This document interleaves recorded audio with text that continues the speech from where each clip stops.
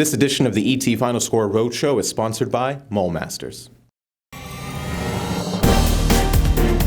Hi, and welcome to the ETFinalScore.com preview show, where we are at our new set, our new desk for the ETFinalScore.com Roadshow. My name is Chris Parry. I'm actually going to be hosting the Roadshow that's going to be coming to stadiums every single week throughout the playoffs, and our first game is going to be John Tyler against Robert E. Lee on Friday.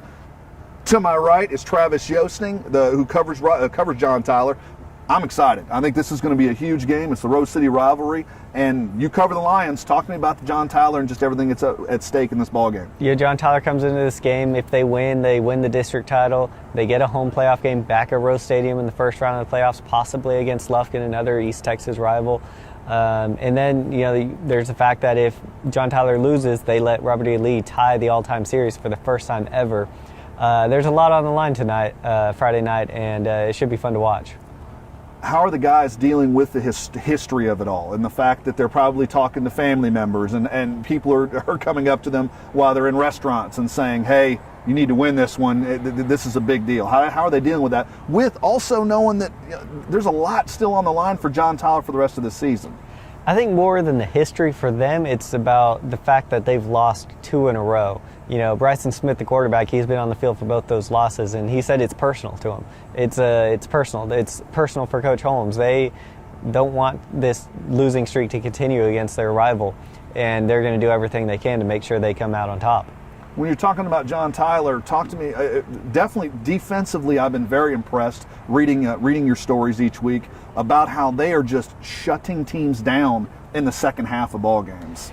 They really are, and it's been impressive that they've been doing it against the run and the pass. 2 weeks in a row they shut down Rockwall Heath and then Longview. Those are both power running games that are tough to stop, and they just completely dominated them. And then against Mesquite Horn, they got an Oklahoma-bound quarterback and held him to only 200 yards and had a pick 6 against him, and really dominated and shut him out in the second half.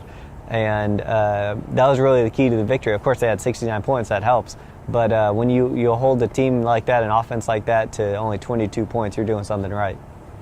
Now, looking at Robert E. Lee, they've been so close the last couple weeks. What have you seen from them trying to get their first district win?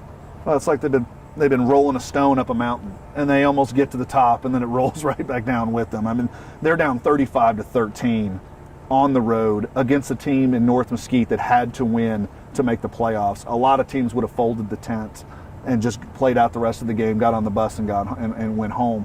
They were a 2-point conversion away after an amazing second half comeback of tying the ball game 63-63. It's just been a few things here and there. One thing, I actually talked to Coach Clayton George this afternoon, and the thing that he really stressed was red zone efficiency. Robert E. Lee was in the red zone. That's something they talk about quite a bit. They had 3 chances in the red zone where they did not cash in on points. And when you look at it at the end, that made all the difference in the world. They know against John Tyler, they have to score every single time they have an opportunity to put points on the board, and field goals.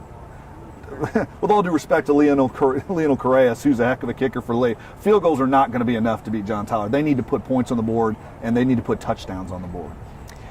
Despite not having a district win, would this getting a win over JT in the final game of the season, would that kind of help them going into the off season and maybe kind of make their season?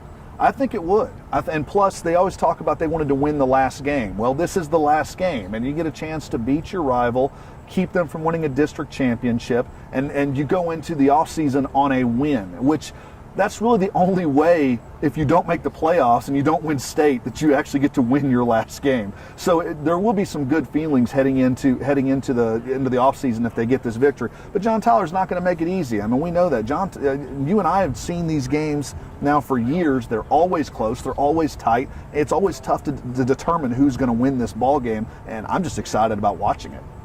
It should be a good one, and it's back as the final game of the season for the first time in about a decade. It's back as a district game for the first time in 6 or 7 years, and it should be exciting to have that sort of atmosphere, that sort of game on the line, have it meaningful. Of course, we're excited about that ball game, but there are other games throughout the area, and a lot of them have playoff implications. And let's spend a couple seconds, I think none bigger than Lindale and White House, where, Lindale looked like they were in serious trouble, and now they've got a chance to actually sneak into the playoffs. Same thing, White House. White House looked like they had things under control, and now they're kind of in trouble. Talk to me about this ball game. Yeah, it should be an interesting matchup. You know, Lindale, their offense went off last week, and White House, the one thing they've been doing well all year this year is their defense. So that should be a great matchup to watch. You've got a lot going on in that district. It should be fun to watch on the final week. And of course, you got Jacksonville going to Nacogdoches. They have to win because they didn't take care of business last week. It just makes for a terrific final week of the season. We're excited that we're going to be there. The ETFinalscore.com Roadshow is going to be at Christus Trinity Mother Frances Rose Stadium for the Rose City Rivalry. But that doesn't mean that you can't go to ETFinalscore.com and see our scoreboard, see our tweets. Travis is going to be tweeting from the John Tyler Lee game. And really, we're going to have it covered. We're going to absolutely have it covered, and we can't wait to bring it to you. For Travis Yoesting, I'm Chris Parry, and we will see you next week when we head into the postseason.